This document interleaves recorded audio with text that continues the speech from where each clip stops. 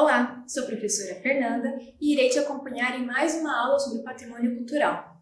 Nesta aula, iremos nos concentrar na definição, história e na compreensão das tipologias de patrimônio imaterial, elemento formador da cultura e da concepção de patrimônio brasileiros. A história do Instituto do Patrimônio Histórico e Artístico Nacional, o IPHAN, desde seu início defende o patrimônio imaterial brasileiro, composto pela cultura e arte popular, o que permitiu que o Brasil ganhasse destaque nas discussões de preservação do patrimônio imaterial diante a Unesco. Além disso, conheceremos alguns exemplos de patrimônio imaterial no Brasil e no mundo. Vamos adiante?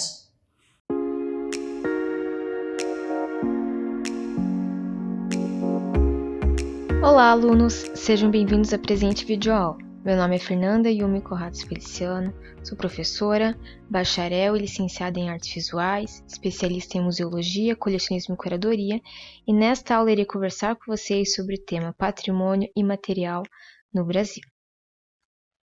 Então, antes de entrarmos no tema de patrimônio imaterial, precisamos revisitar o que aprendemos sobre patrimônio. Nós sabemos o conceito de patrimônio, sabemos as categorias de patrimônio que se enquadram em patrimônio material e patrimônio imaterial. Sabemos as legislações que gerem esse patrimônio, tanto internacionalmente como nacionalmente. E sabemos que começou-se a discutir sobre o patrimônio por conta de avarias, degradações, furtos durante a Primeira e Segunda Guerras Mundiais no exterior. Mas aqui no Brasil, o que gerou a discussão sobre patrimônio? Por que se pensar na preservação desse patrimônio? Então, aqui nós temos duas imagens que elas representam esses dois momentos, ou esses dois contextos sobre a proteção do patrimônio. Aqui na primeira imagem, nós temos uma catedral na França que ela foi degradada por conta de bombardeios aéreos durante a Primeira e a Segunda Guerra Mundiais. E aqui nessa segunda imagem nós temos uma igreja que ela está num estado de deterioração um pouco avançado, por conta de umidade, mofo, falta de manutenção. Então aqui nós temos dois exemplos do porquê se conservar o patrimônio. A gente precisa conservar o patrimônio para que ele não seja variado, para ele não seja perdido. Mas também precisamos conservar o patrimônio para ele manter as características originais, para manter aquilo pelo qual ele é reconhecido. Então, é normal, assim, com o passar do tempo, que o patrimônio ele possa sofrer algumas avarias, alguns furtos, degradações. Mas a Unesco e o IPHAN têm essa missão de não somente promover, divulgar esse patrimônio, mas também conservar, cuidar de sua restauração, cuidar de sua manutenção. Porque às vezes não são necessárias restaurações muito invasivas, apenas restaurações superficiais. Então, aqui a gente consegue entender mais ou menos o papel desses dois órgãos. Então, a Unesco cuida da salvaguarda desses patrimônios internacionalmente, e o IPHAN cuida da salvaguarda desses patrimônios nacionalmente. Então, o IPHAN é o Instituto de Patrimônio Histórico e Artístico Nacional, foi fundado em 1937. É uma articulação de Gustavo Capanema, então ministro da Educação e da Saúde, com vários intelectuais, artistas modernistas, etc., da época. O IPHAN ele possui 27 superintendências e 37 escritórios técnicos, que estão espalhados por todo o Brasil, desde cidades históricas a capitais. E o IPHAN também é responsável pela promoção, proteção, conservação e monitoramento de bens culturais brasileiros, assim como bens inscritos na Lista de Patrimônio Mundial e Lista de Patrimônio Cultural Imaterial da Humanidade. Então, aqui nós temos os exemplos. Aqui nós temos exemplos de intelectuais, de artistas, que ajudaram Gustavo Capanema nessa missão de criar o IPHAN. Os mais famosos seriam Mário de Andrade, que foi um grande escritor, crítico de arte, poeta, também artista, e ele lançou alguns livros que falavam sobre folclore, falavam um pouquinho sobre etnografia, alguns livros muito conhecidos na literatura nacional, como Macunaíma. Temos Carlos Drummond de Andrade, que ele era um grande poeta. tinha amizade com vários intelectuais também, vários artistas da época. Temos Manuel Bandeira, que foi outro poeta, escritor, Cecília Salles. Temos aqui Oscar Niemeyer, grande arquiteto, que é responsável por projetos como do Palácio do Governo, em Brasília, Museu Oscar Niemeyer, em Curitiba, Memorial da América Latina, em São Paulo, entre outros projetos. Temos aqui Cândido Portinari, que foi um grande artista que falava sobre a realidade nacional, dos imigrantes, dos escravos. Então, aqui nós temos vários intelectuais que pensavam sobre essa cultura nacional, que não era mais vista como uma cultura que só cortejava, que só lembrava da corte, do império, dos grandes feitos brasileiros, mas também se conectava com o povo, com o cotidiano, com a cultura popular. Então aqui vem essas duas perguntas emblemáticas e essas subperguntas. O que seria a cultura? É uma cultura popular ou uma cultura erudita?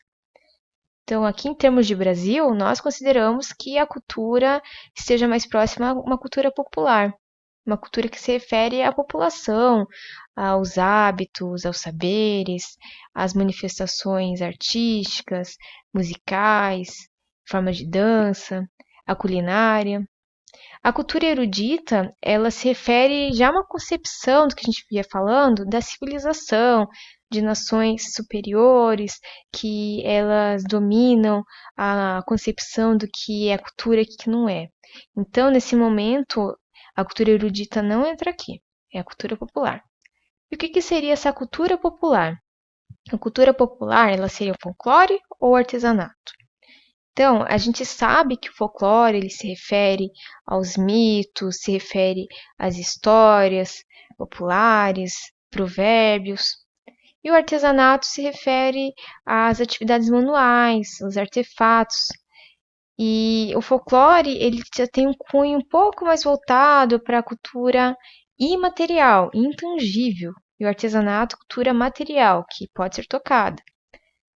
Mas, antigamente, pelo menos na época da concepção de Fã, o folclore era visto como uma cultura popular. Não havia essa diferenciação. Então, a gente pode considerar que a cultura popular pode se referir ao folclore, ao artesanato, e se refere também à cultura oral, aquela cultura que ela é passada de geração em geração, não tem uma materialidade física, não é escrita por meio de um livro ou por meio de documentos, é passada pelo boca a boca. Então, vamos seguindo com essa concepção de patrimônio material. A gente pode considerar que o patrimônio material são bens culturais intangíveis, como foi falado, que não podem ser tocados, que eles não se materializam no espaço, mas não deixam de ser patrimônio. Então, uma dança é uma manifestação efêmera, que ela tem um tempo para começar e para terminar. E ela acontece, mas ela tem um fim determinado, ela não tem uma materialidade. A música é a mesma coisa, a música, o canto, marchinhas populares, elas são formas de manifestação, de cultura, mas também são efêmeras. Receitas de comida também, elas são intangíveis, porque elas podem se modificar com o tempo. Uma receita, um certo tipo de alimento pode vir a não existir no futuro. Outras questões que levam a essa concepção, que podem ser consideradas também patrimônio material, são os provérbios populares, os sotaques, a forma que a gente fala algo, a língua, a ortografia, a gramática. Então, percebeu como que o patrimônio material ele é bem amplo em suas concepções. Aqui tem os conceitos que foram falados no slide passado, que patrimônio imaterial pode ser considerado folclore, artesania, a cultura popular. E essas três, elas se dividem em 4 livros de registro que foram tombados pela IFAM. que podem ser considerados o registro de saberes, registro de celebrações, registro de formas de expressão e registro de lugares. Então, segundo a Unesco, o patrimônio imaterial corresponde às práticas, representações, expressões, conhecimentos e técnicas, com os instrumentos, objetos, artefatos e lugares culturais que lhes são associados, que as comunidades, os grupos e, em alguns casos, os indivíduos, reconhecem como parte integrante do seu patrimônio cultural. E quanto à legislação, como que funciona aqui? Então, a gente viu que o patrimônio imaterial, ele é um conceito que ele já existe desde a criação do IPHAN, lá em 1937, e ele vem sendo desenvolvido com o tempo. Houve várias articulações, como Centro Cultural, como Centro Nacional de Referência Cultural, tivemos o Instituto Nacional do Folclore, e esses órgãos eles foram ajudando a população e os governantes a compreenderem que o patrimônio cultural e material também é uma forma de cultura. Então, aqui no Brasil, nós temos o Decreto 3.551, de 4 de agosto de 2000, que estabelece o registro de bens culturais de natureza imaterial, Programa Nacional de Patrimônio Imaterial e o Inventário Nacional de Referências Culturais. E, no exterior, temos a Convenção da Unesco para a Salvaguarda do Patrimônio Cultural e Material. E, novamente, como aconteceu com o patrimônio material e a criação da própria Unesco, a Unesco ela cunhou esse documento depois do Brasil. Então, a Convenção da Unesco, pelo menos a que se refere ao patrimônio material, ela é de 2003 e os documentos do Brasil de 2000. A Unesco ela foi criada entre 1945 e 1946 e o IPHAN em 1937. Então perceba como que o Brasil está saindo na frente nessa questão mesmo da discussão do patrimônio. Embora a Unesco, preciso dizer, que ela é responsável pela preservação de mais países e bens do que o Brasil especificamente. Então, a gente pode considerar que o Decreto 3.551, de 4 de agosto de 2000, ele institui o registro de bens culturais de natureza imaterial, que constituem patrimônio cultural brasileiro, no artigo 1º, e no parágrafo 1º, esse registro se fará em um dos seguintes livros. Então, na linha 1, temos o livro de registro de saberes, onde serão inscritos conhecimentos e modos de fazer enraizados no cotidiano das comunidades. Nós temos a linha 2, livro de registro de celebrações, onde serão inscritos rituais e festas que marcam a vivência coletiva do trabalho, da religiosidade, do entretenimento e de outras práticas da vida social. Na linha 3, livro de registro das formas de expressão, onde serão inscritas manifestações literárias, musicais, plásticas, cênicas e lúdicas. E na linha 4, livro de registro de lugares, onde serão inscritos mercados, feiras, santuários, praças e demais espaços onde se concentram e reproduzem práticas culturais coletivas. Então, está bem explicativo aqui, com esse decreto, o que configura cada categoria. Então, na primeira categoria, nós temos o livro de registro de saberes e as bonecas Carajá.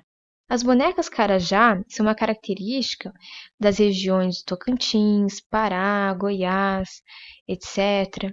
E essas bonecas se referem à tribo Carajá, que ela faz essas bonecas a partir de argila, utiliza materiais também como carvão, jenipapo, urucum, para fazer aqui as cores.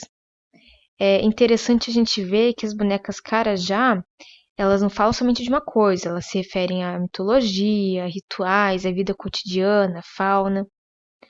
E esses adornos que nós vemos nos bonecos, eles representam a posição das pessoas na sociedade lá também. Então, se referem à idade, se referem a se a pessoa ela é solteira ou ela é casada. Se conectam também com algum animal ou alguma planta da região. E as bonecas elas representam também a própria pintura e tatuagem corporal das pessoas da tribo. Então é muito rico a gente conhecer essas bonecas, porque elas também falam sobre o modo de coleta desse barro, dessa argila na região, que ela é coletada no rio Araguaia, em Tocantins. E tem outros detalhes também, né? Por exemplo, elas necessitam retirar as cinzas que dão o pigmento preto, que e precisam retirar as cinzas que ajudam a consistência desse barro de uma árvore chamada cega machado ou adena.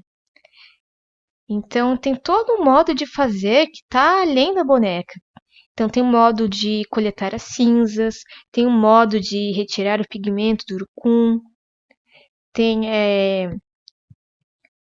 tem um modo de ver como que é caracterizado o homem, a mulher dentro da sociedade, etc. Então a gente vai assistir um pequeno vídeo falando sobre a cultura dos índios. Só um minuto.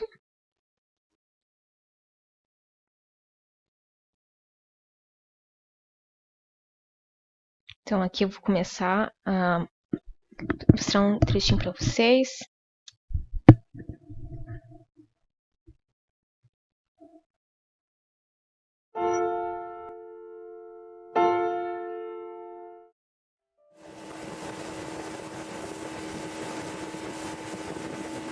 Os Carajá, ou Inã, como se autodesignam, são habitantes imemoriais do centro-oeste brasileiro, mais precisamente na Ilha do Bananal, no estado de Tocantins, e cercanias na bacia do rio Araguaia, que faz as divisas entre os estados de Tocantins, Pará, Mato Grosso e Goiás.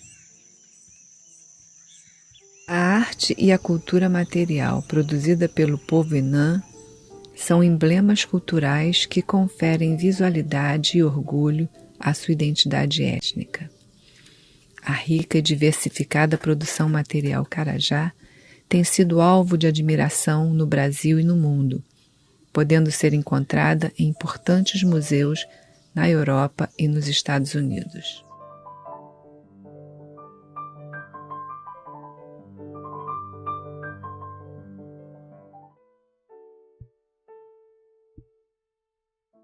As mulheres Inã são artesãs artistas que trabalham a cerâmica e a cestaria, perpetuando o conhecimento, bem como o gosto pelo ofício, herdados de suas mães, avós e tias. Meu nome é Marué Deru Carajá, de branco Lude Carajá. Eu sei com mamãe que fazia ceramista. Cerâmica não é brincadeira não, é muito difícil mesmo. Fazer demora, secar, vai lijar. A cerâmica figurativa produzida pelas mulheres Inã são para elas uma contínua fonte de criatividade e expressão artística. As Richokô, como são chamadas na fala feminina, retratam muitas instâncias da vida Inã, desde cenas do dia a dia nas aldeias, as práticas de suas tradições, até eventos cerimoniais e rituais. Nas suas Richokô, as ceramistas retratam também muitos episódios de mitos e histórias Carajá, criando representações de personagens e cenas de narrativas da tradição oral Inã.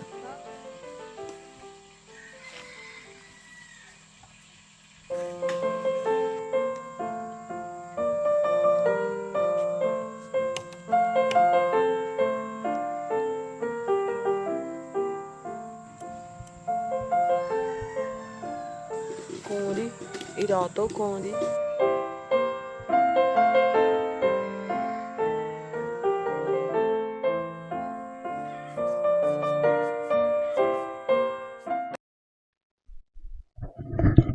Então nós vimos aqui, né, um pouquinho sobre como que é a confecção dessas bonecas Carajá. Interessante a gente ver também que antigamente as bonecas carajá, elas eram feitas em barro cru. Elas não eram queimadas, não se tornavam cerâmicas como são hoje em dia. Então, houve sim uma valorização dessa produção das bonecas carajá, houve um olhar por conta do turismo, né, que começou a cobiçar mais as peças. Então, a gente considera aqui, no livro de registro de saberes, que se refere aos saberes e os modos de fazer relacionados à cultura, memória e identidade dos grupos sociais. Além das bonecas carajá, nós podemos considerar, por exemplo, o modo de fazer acarajé das baianas que residem na Bahia. Podemos considerar, por exemplo, o modo de fazer um queijo Minas em várias cidades do estado de Minas Gerais. Podemos considerar modos de fazer outros alimentos, como tapioca, como biju, e também artefatos e outros documentos, né? Então, por exemplo, aqui a gente pode considerar a literatura de cordel como um saber, como modo de fazer.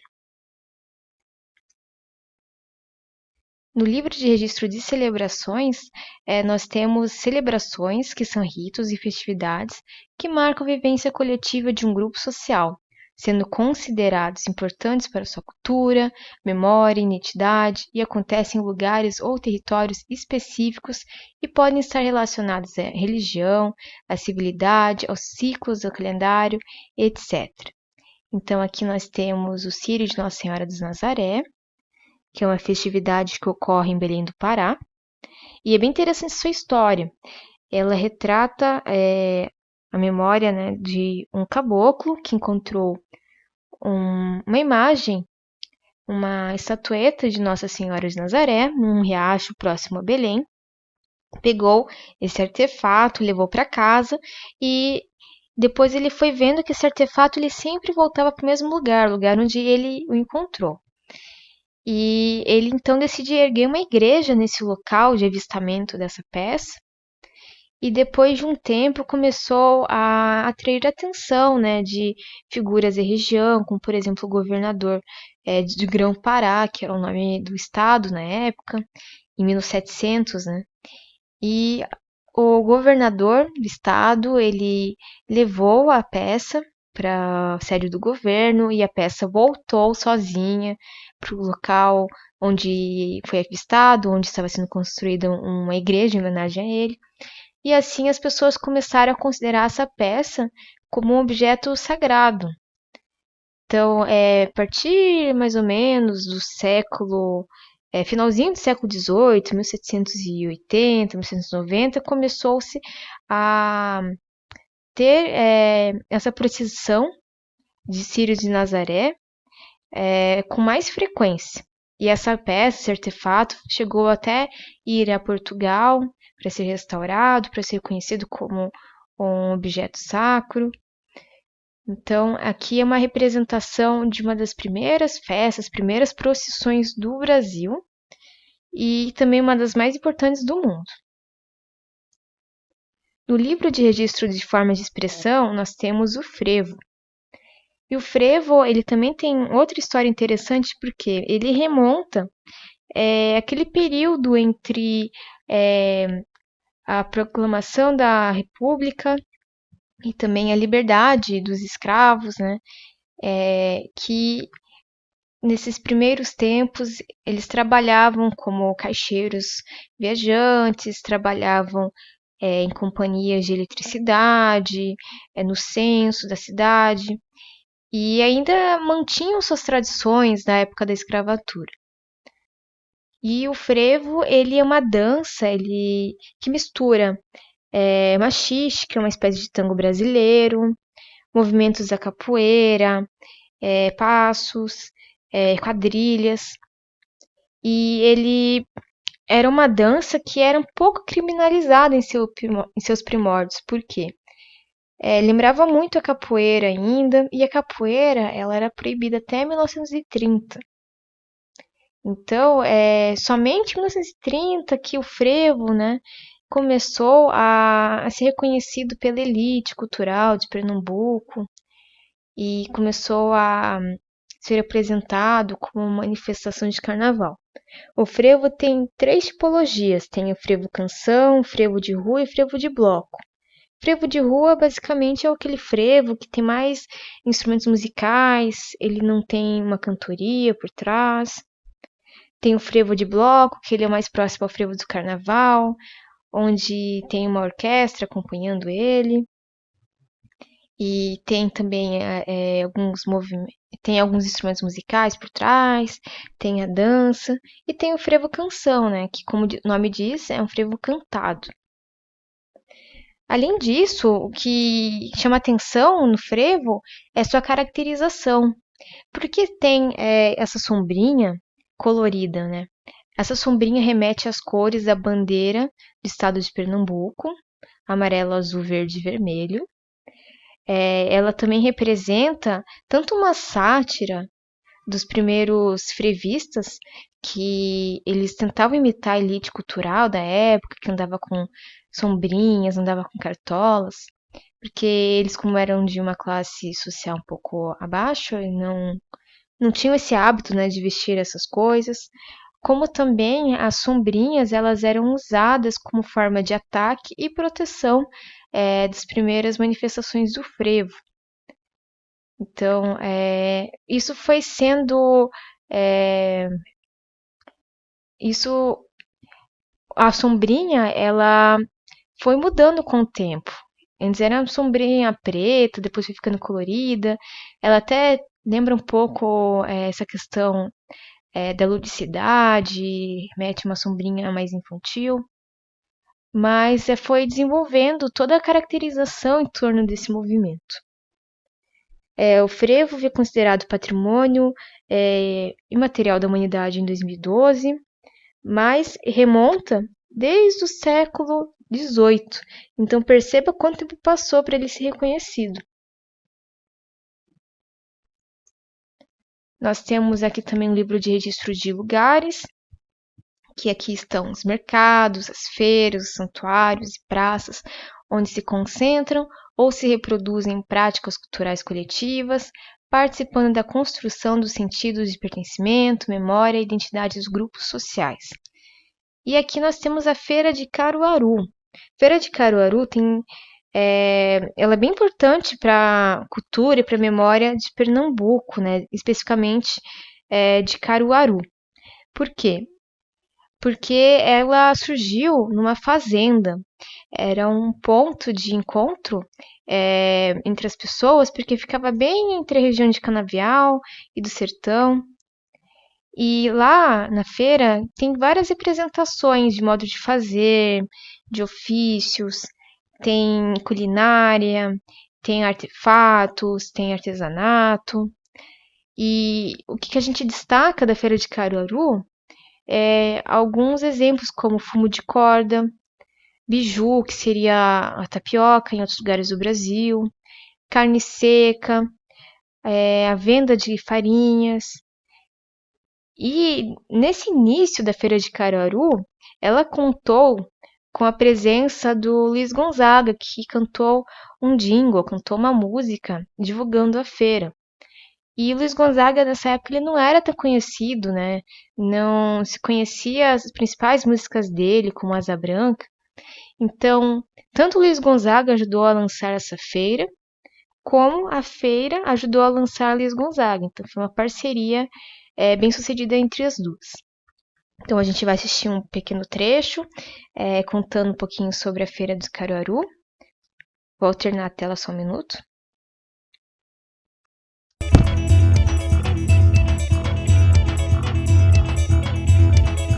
Por aqui passam histórias que contam muitas outras histórias. Uma leitura que não acaba nunca mais. O tempo é um símbolo. A Feira dos Bolos ganhou destaque a partir das décadas de 40 e 50, quando as doceiras e boleiras de Caruaru passaram a expor produtos da mandioca e do milho, base da culinária nordestina. Na feira existe também um espaço específico para a comercialização da goma de mandioca, responsável por manter a tradição indígena das tapiocas e dos beijus.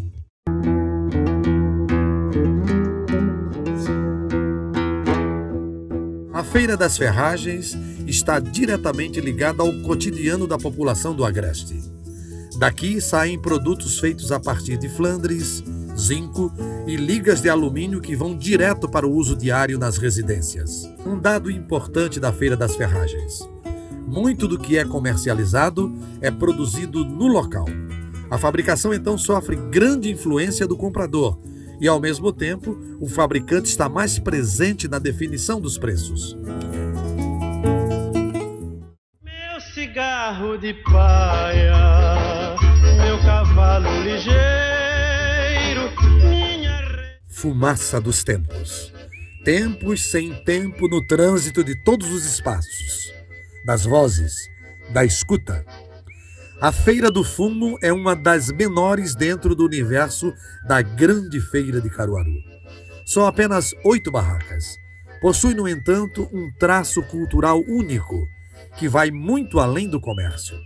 Aqui, os apreciadores do fumo de rolo ou corda transformaram ao longo dos anos o ato de comprar em compromisso social. Depois de adquirir o fumo, há sempre um tempo para uma boa conversa entre amigos, regada ao pacaio, enrolado ou embolado.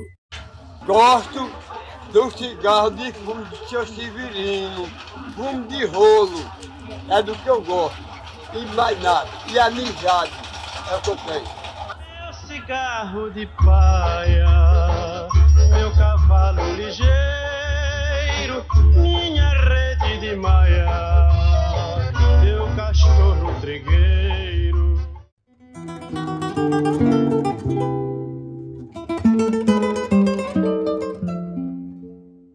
A cidade é passada pela feira, assim como a feira é passada pelas barracas. A Feira de Caruaru possui estrutura de prédios para a comercialização de produtos que exigem maiores espaços e infraestrutura sanitária. O mercado de farinha é um deles. De segunda a sábado ele abre as portas às 3 da manhã. Farinha de mandioca, feijão, arroz, milho e seus derivados são os principais produtos vendidos pelos 20 comerciantes.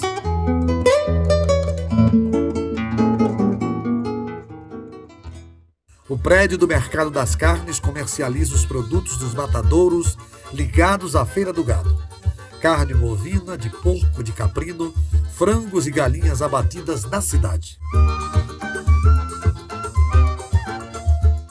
A mensagem do encanto que a poesia traz, desde o vates e violas, passando por vendavais. Lugar de onde se ouve vozes. Vozes das cidades, dos sertões, do Brasil, dos Brasis. Em 1999, a Feira de Caruaru ganhou um importante espaço da cultura nordestina. Pelas mãos do poeta Olegário Fernandes da Silva, foi fundado o Museu do Cordel. O cordelista nos deixou em 2002, mas sua obra continua viva nas mãos do filho. O museu reúne cerca de 2.500 peças e se transformou em ponto de encontro de poetas populares, repentistas, xilogravuristas, cordelistas e contadores de histórias. No local funciona também a Academia Caruaruense de Literatura de Cordel.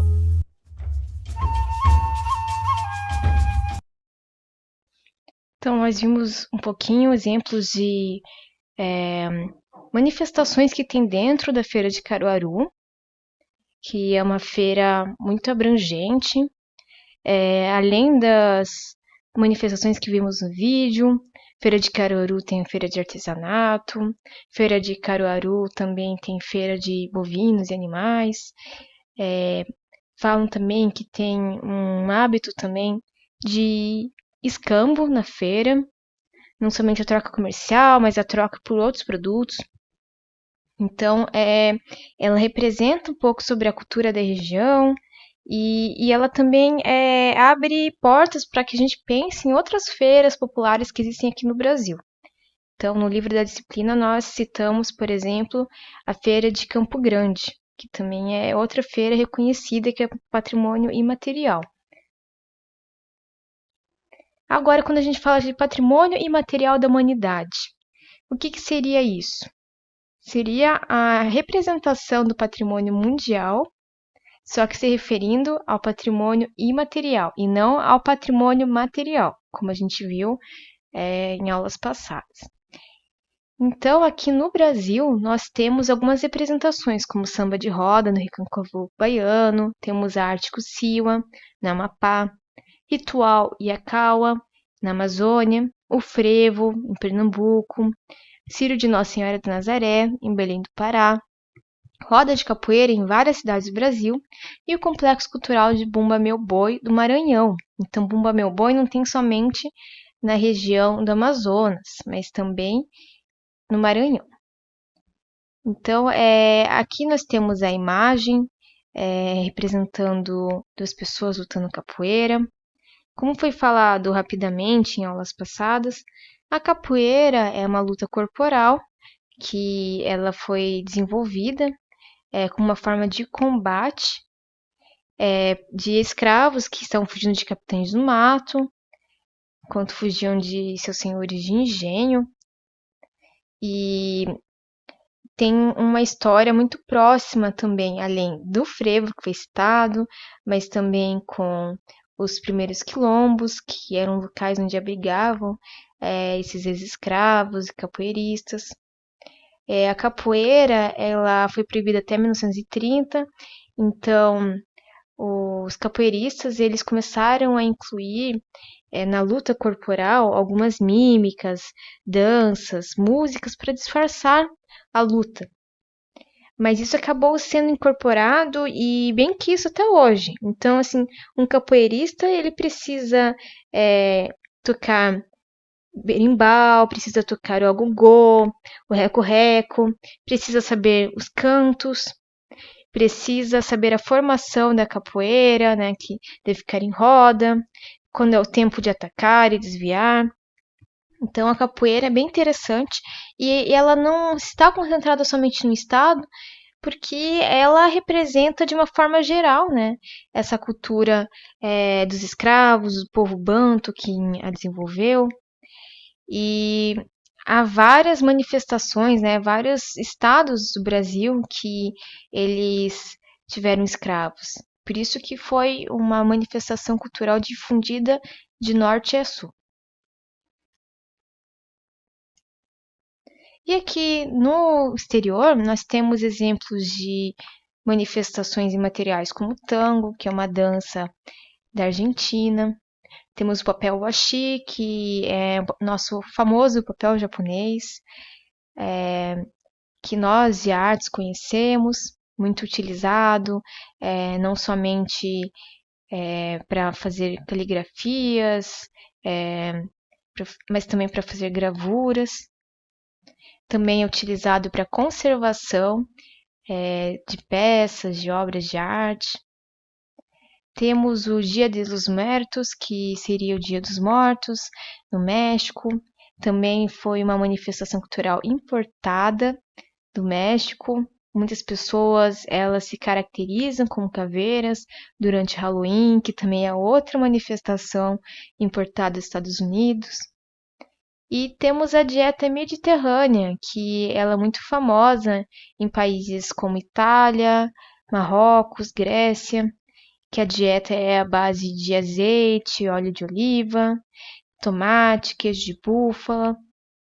É uma dieta considerada funcional, né? Uma dieta que ela não precisa de muitos elementos, né, para funcionar, né, para manter a culinária, né, de uma determinada região. Então a gente pode ver, né, que o patrimônio, quando ele é considerado imaterial da humanidade, ele se refere a manifestações que já não tem mais aquele cunho somente local. Elas são importantes para o resto da humanidade. Então, o tango é uma espécie de música que foi incorporada por várias culturas, né? Comentei sobre o machixe com vocês, que é uma dança que é semelhante ao tango.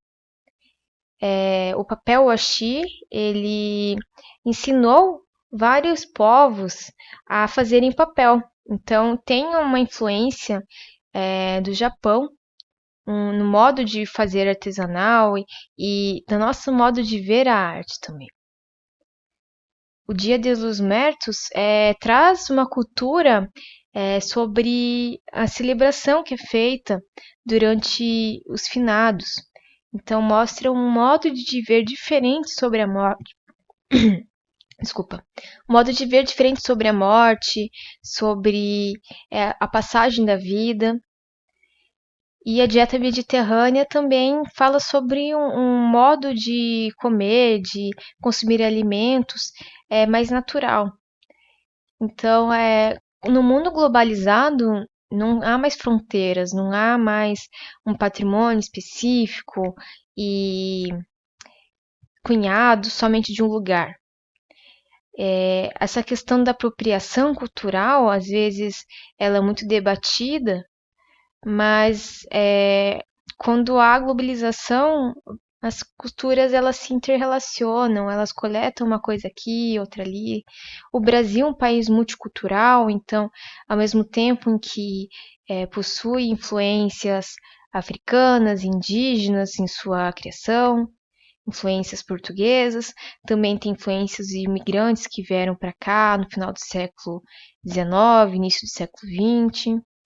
Possui influências adquiridas por meio do consumo de mídias, da televisão, do cinema. Então, o patrimônio, ele além de andar junto com o turismo, também anda junto com a globalização. A globalização permite que nós tenhamos interesse em aprender novas culturas e a preservar essas culturas também. Então, compreendida essa questão, a gente precisa também entender quais são os critérios para que um bem cultural brasileiro seja considerado elegível para se tornar um patrimônio imaterial da humanidade. Então, nós temos alguns critérios. No artigo 12, as alíneas primeira, que falam que o bem cultural ele tem que estar registrado como patrimônio cultural do Brasil, de acordo com o decreto 3.551 de 2000. A linha 2 diz que essa inscrição do bem ela tem que contribuir para assegurar a visibilidade, tomada de consciência sobre a importância do patrimônio cultural imaterial e ampliação do diálogo entre as culturas, refletindo a diversidade cultural do mundo e testemunhando a criatividade humana. A linha 3 fala sobre o plano de salvaguarda do bem cultural estar formulado, em implementação ou concluído.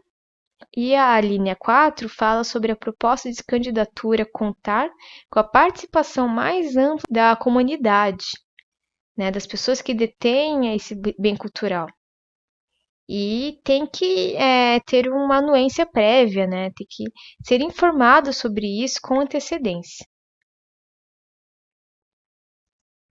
Então, eu espero que vocês tenham gostado da aula, tenham aprendido um pouquinho mais sobre o patrimônio imaterial, que vocês se sintam confortáveis para começarem a identificar na região de vocês o que seria o patrimônio imaterial, quais são as formas de saberes, de modo de fazer, os ofícios, o folclore da região de vocês. E leiam também os materiais complementares, que também são interessantes. Então, nos vemos na próxima aula. Até lá!